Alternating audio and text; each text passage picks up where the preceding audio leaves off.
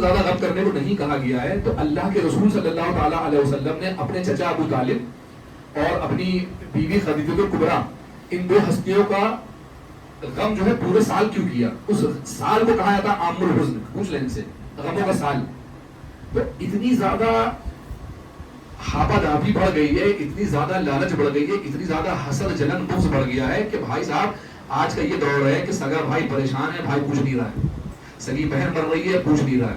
یہ عالم ہے کہ لوگوں کو سود بیاج ہیوی ڈپازٹ میں پیسہ لینے لگ رہا ہے. ہم ایسے لوگوں کو جانتے ہیں جنہوں نے اپنی پوری زندگی بیاجوں میں گزار دی ہے، اور جب لوگوں نے تقریر کری ہماری طرح کوئی بولنے والا پاگل دیوانہ آیا اسے تقریر کری تو انہوں نے جا کے مسجد میں توبہ کری کہ آج سے بیاج نہیں لیں گے. 3 دن کے بعد ہاسپٹل میں ایڈمٹ ہو گئے. ڈاکٹر نے پوچھا کہ آپ کی طبیعت خراب ہونے کا ریزن کیا ہے، کارن کیا ہے؟ تو کہہ رہے ہیں کہ ہم نے بیاج لینا بند کر دیا ہے، قسم سے اگر ہم بیاج نہیں لیں گے مر جائیں گے. پھر بیاج لینا چالو کر کے صحت مند ہو گئے.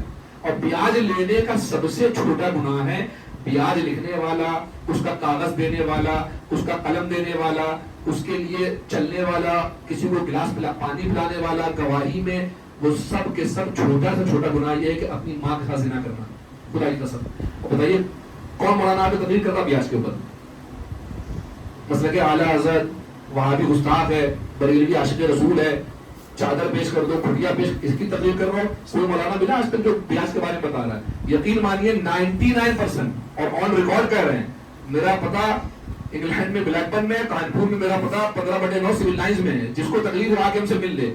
کوئی ایک مولانا آپ کو بتائیے جس نے کبھی زندگی میں مرید اگر اس کا یا ماننے والا اس کا اگر بیاج خور ہے، کوئی ایسا پیر، کوئی ایسا مولانا بتاؤ جس نے کہا ہے کہ تیرے گھر میں کھانا نہیں کھائیں گے، تیرا ہم پیسہ نہیں لیں گے کیونکہ تو بیاج کا کام کر رہا ہے. کوئی نہیں ہے.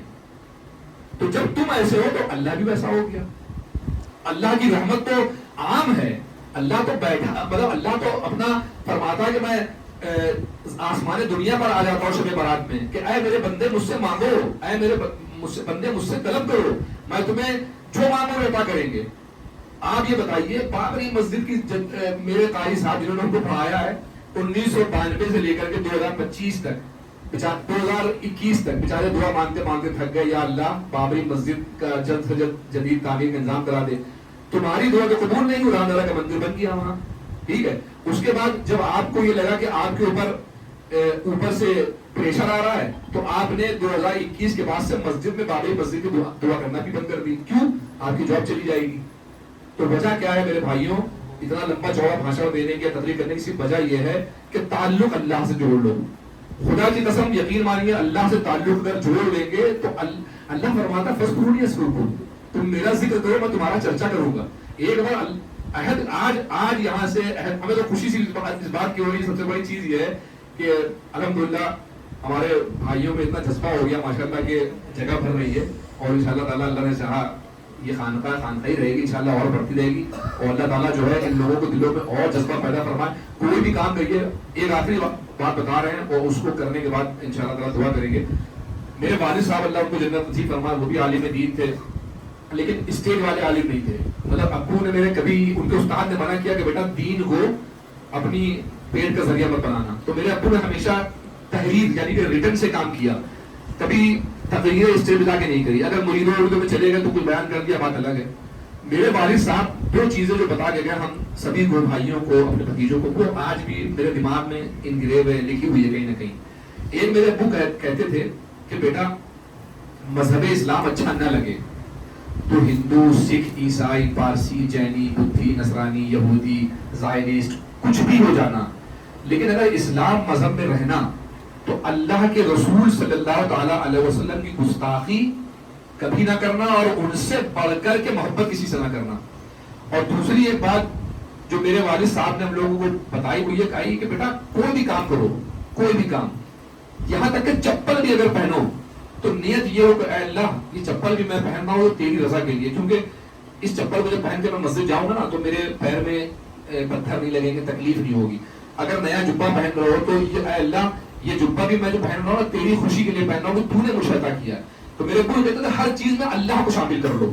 جب اللہ کو ہر چیز میں شامل کر لو گے تو پتہ کیا ہوتا ہے کہ مثال کے طور پہ آپ کوئی ایک تہجد کی نماز پڑھنے کا آپ جیسے یہ بھی 3 دن کا مہینہ ہے اس میں آپ تہجد کی نماز پڑھنے کا آپ ایک اپنا ارادہ کر لیں, نیت کر لیں, اور الارم لگا لیں آپ, اور الارم لگانے کے بعد آپ روز اٹھیں. 21 دن آپ کے پورے ہوں گے, 22ویں دن اللہ کا فرشتہ آپ اٹھا دے گا, اٹھو, تو آپ کو یاد ہے نماز تہجد کا وقت آ گیا. کوئی بھی عادت کو چھوڑنے میں اور پکڑنے میں 21 دن کرنے لگتے ہیں. تو یہ چیز جب میرے والد نے بتائی تو ہم اپنے بچوں کو بتاتے ہیں. اگر کبھی وہ الٹا پیر ڈال لیا تو ہم سے کہتے ہیں, ابو what is wrong with you, you always tell me to wear the right shoes first. تو ہم ان سے کہتے ہیں بیٹا تم لیفٹ پہنو یا رائٹ پہنو اس سے مطلب نہیں ہے, رائٹ تم پہن رہے ہو تو یہ طریقہ رسول اللہ ہے کہ پہلے رائٹ ڈالو پھر لیفٹ ڈالو, اور جب اتارو تو پہلے لیفٹ ڈالو اور پھر رائٹ نکالو. مسجد میں جاؤ تو پہلے اللہم افتح لی ابواب رحمتک سیدھا پیر, پھر اندر جاؤ نکلو باہر تو اللہم انی اسألک من فضلک ورحمتک پہلے الٹا پیر پھر سیدھا پیر. اس کے برعکس ٹوائلٹ پہ جاؤ تو پہلے اللہم انی اعوذ بک من الخبث والخبائث پڑھو الٹا پیر پھر سیدھا پیر. اور جب ٹوائلٹ سے باہر نکلو پوری دعا اگر نہیں یاد ہے تو چھوٹی سی دعا پڑھ لو یا دل میں ارادہ کر لو کہ اللہ تعالیٰ ہمیں شیطان سے بچانا. لیکن جب اس وقت نکلو تو پہلے سیدھا پیر پھر الٹا پیر. تو ہر چیز کا طریقہ اللہ کے رسول نے دیا, ہر چیز کی زندگی جینے کا پیدا ہونے سے لے کر کے آخر تک اللہ تعالیٰ نے بتایا. تو اگر ہم لوگ اس آیت پہ عمل کر لیں, من یہد اللہ فہو المہتد ومن یضلل فلن تجد لہ ولیا مرشدا, کہ جو ہدایت جس کو اللہ عطا فرمانا چاہتا ہے اس کو اللہ ہدایت عطا فرما دیتا ہے,